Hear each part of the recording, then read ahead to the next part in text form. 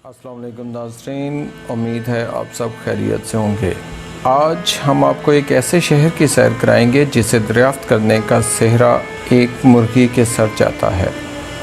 जी हाँ, ये कोई मजाक नहीं, एक हकीकत है। हुआ कुछ यूँ कि सन 1963 में तुर्की की एक बंजर और वीरान वादी कापाडोशिया में चंद मुर्गियाँ एक घर के सहन में दाना दुनका तलाश कर रही थीं। घर का मालिक एक नए कमरे की तामीर के लिए बुनियादें खोद रहा था। इसी दौरान उसकी एक मुर्गी अचानक गायब हो गई। काफ़ी देर तलाश के बाद भी उसे कहीं न ढूंढा जा सका। आसपास किसी जंगली जानवर के भी कोई आसार न थे। कई घंटों बाद घर के सहन से ही मुर्गी की आवाज़ सुनाई दी, लेकिन मुर्गी कहीं नज़र न आई। आखिर इस मकान के मालिक को अंदाज़ा हुआ कि उसके सहन में कोई तहखाना है और मुर्गी उसमें गिर चुकी है। यूँ उसने खुदाई शुरू की तो उसे एक तवील गुज़रगाह का सुराख मिल गया। मालिक मकान को ख़ुद भी अंदाज़ा नहीं था कि उसकी मुर्गी हज़ारों साल पुराने एक शहर में पहुंच चुकी है जो कई दहाइयों से दुनिया की नज़रों से ओझल था। ये दरियाफ्त पूरी दुनिया में तहलका मचाने वाली थी।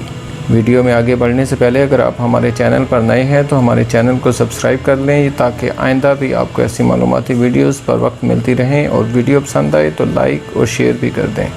शुक्रिया। अच्छा, तो हम अब वीडियो की तरफ वापस आते हैं।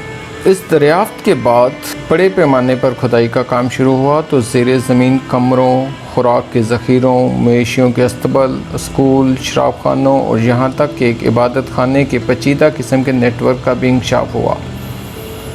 ये एक पूरी तहज़ीब थी जो महफूज तरीके से ज़ेरे ज़मीन आबाद थी।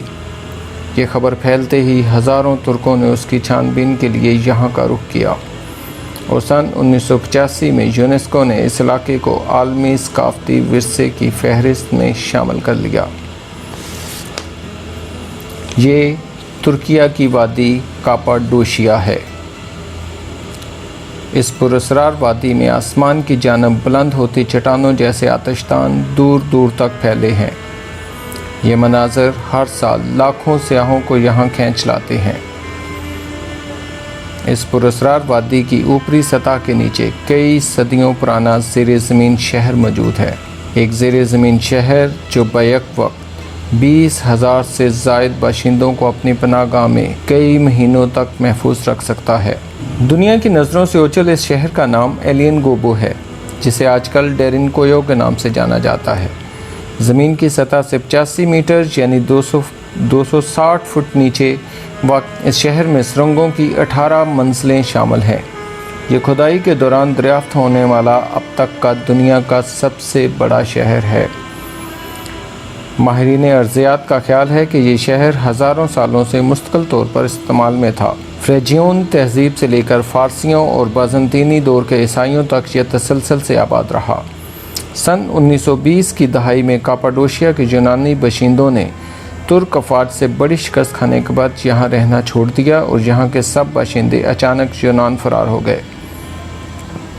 इस शहर में हज़ारों कमरे तामीर किए गए हैं जो वसी और रीस खित्ते पर फैले हैं।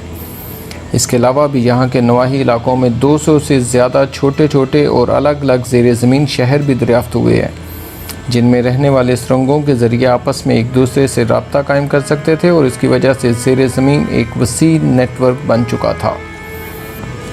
पहली बार इस शहर को कब और किसने तामीर किया, ये गुत्थी ताहाल मुकम्मल तौर पर तो नहीं सुलझ सकी, लेकिन अनाबास नामी किताब जो कि एथेंस के एक रिसर्चर ज़ेनोफोन ने तकरीबन 370 कबल मसीह में लिखी थी, इसमें एलियन गोबो नामी खुफिया शहर का जिक्र मिलता है। ज़ेनोफोन ने इस किताब में तुर्क लोगों का तज़किरा किया है जो कापाडोशिया के इलाके या इसके आसपास के खित्ते में आबाद थे, और वहाँ के बाशिंदे इस इलाके में मशहूर चट्टान के किनारे गार की रहायशगाहों के बजाय ज़ेरे ज़मीन खोदे गए घरों में रहते थे। फ्लोरिडा स्टेट यूनिवर्सिटी में क्लासिकल स्टडीज़ के माहिरीन के मुताबिक कापाडोशिया की ज़मीनी साख्त ज़ेरे ज़मीन तामीरात के लिए बेहतरीन इंतखाब है, क्योंकि इसकी ज़मीन में पानी की कमी है और आसानी से ढल जाने वाली चट्टानें हैं। चूने के पत्थर की मिट्टी को बेलचे और कुदाल जैसे सादा औजारों से खोदना और तराशना काफ़ी आसान होता है। کچھ ماہرین کے مطابق شہر کا زیادہ تر حصہ ممکنہ طور پر فریجیوں نے تعمیر کیا تھا، جو لوہے کے دور کے انتہائی ماہر معمار تھے اور جن کے پاس زیر زمین سہولیات کی تعمیر کے ذرائع موجود تھے۔ فریجیون اناطولیہ کی سب سے نمایاں ابتدائی قوموں میں سے ایک تھے۔ انہوں نے ممکنہ طور پر 1000 سال قبل مسیح کے آس پاس مغربی اناطولیہ میں ترقی کی اور ڈیرنکویو کو آباد کیا۔ اصل میں ڈیرنکویو کو سامان ذخیرہ کرنے کے لیے استعمال کیا جاتا تھا، جبکہ غیر ملکی حملوں کی صورت میں یہ ایک بہترین عارضی پناہ گاہ تھی۔ حملوں کے وقت سرنگوں کو بڑے بڑے پتھروں سے بند کر دیا جاتا تھا۔ ماہرین کے مطابق 7ویں صدی عیسوی میں عیسائی بازنطینی سلطنت پر اسلامی فوج کے حملوں کے وقت یہ مکانات مکمل طور پر آباد تھے۔ ڈیرنکویو کی آبادی بازنطینی حکومت کے دوران اپنے عروج پر پہنچ چکی تھی۔ ایک اندازے کے مطابق اس وقت زیر زمین شہر میں تقریباً 20,000 لوگ آباد تھے۔ آج کل آپ صرف 1,000 روپے یا 5 امریکی ڈالر میں زیر زمین شہر کی سیر کر سکتے ہیں۔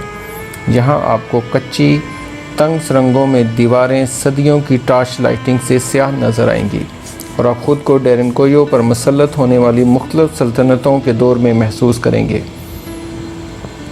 لیکن اس قدیم شہر کی سیر کے دوران آپ کو رکوع جیسی جھکی ہوئی حالت میں راہداریوں اور رہائش گاہوں کی بھول بھلائیوں سے گزرنا ہوگا۔ آپ تصور کر سکتے ہیں کہ زیر زمین زندگی یقیناً آسان نہیں ہوگی۔ یہ قدیم لوگ چراغوں کی روشنی میں اپنی زندگی بسر کرتے تھے۔ اس شہر کو آباد کرنے والے اپنے دور کے بہترین کاریگر تھے۔ انہوں نے مویشیوں کی طرف سے پیدا ہونے والی بدبو اور زہریلی گیسوں کو کم کرنے کے لیے مویشیوں کو زمین کی سطح کے قریب استبل میں رکھا، جبکہ شہر کی اندرونی منزلوں میں مکانات، تہہ خانے، اسکول اور ملاقات کی جگہیں بنائی گئی تھیں۔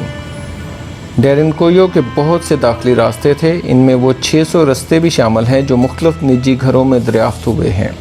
لیکن سب سے متاثر کن بات یہ ہے کہ یہاں ہوا کی آمد و رفت کا ایک پیچیدہ نظام موجود ہے جو پورے شہر کو تازہ ہوا اور صاف پانی فراہم کرتا ہے۔ 50 سے زیادہ ہوا کی آمد و رفت کے سوراخ جو شہر کے بہت سے مکانات اور دالانوں کے درمیان قدرتی ہوا کا بہاؤ بناتے ہیں۔ یہاں 55 میٹر سے زیادہ گہرا کنواں بھی کھودا گیا تھا اور شہر کے باشندے اسے آسانی سے نیچے سے باہر کی دنیا سے منقطع کر سکتے تھے۔ اگرچہ ڈیرنکویو کی تعمیر ان لوگوں کی واقعی بہت زیادہ ذہانت کا ثبوت دیتی ہے، لیکن کاپاڈوشیا میں یہ واحد زیر زمین شہر نہیں ہے۔ 445 مربع کلومیٹر پر یہ 200 میں سے محض سب سے بڑا شہر ہے اور اناطولیہ کے میدانوں کے نیچے زیر زمین شہروں میں سے ایک ہے۔ اس شہر کے آس پاس کچھ سرنگیں 9 کلومیٹر دور تک پھیلی ہوئی ہیں۔ ڈیرنکویو کی کہانی سن 1923 میں اس وقت ختم ہوئی جب کاپاڈوشیا کے یونانی ایک اجتماعی انخلا پر مجبور ہوئے۔ ان لوگوں نے شاید شہر کی ممکنہ تعمیر کے 2000 سال بعد ڈیرنکویو کو ہمیشہ کے لیے چھوڑ دیا۔ اس شہر کے وجود کو جدید دنیا نے فراموش کر دیا تھا، لیکن گم ہو جانے والی ایک مرغی نے اس زیر زمین شہر کو کم از کم سیاحوں کے لیے دوبارہ آباد کر دیا۔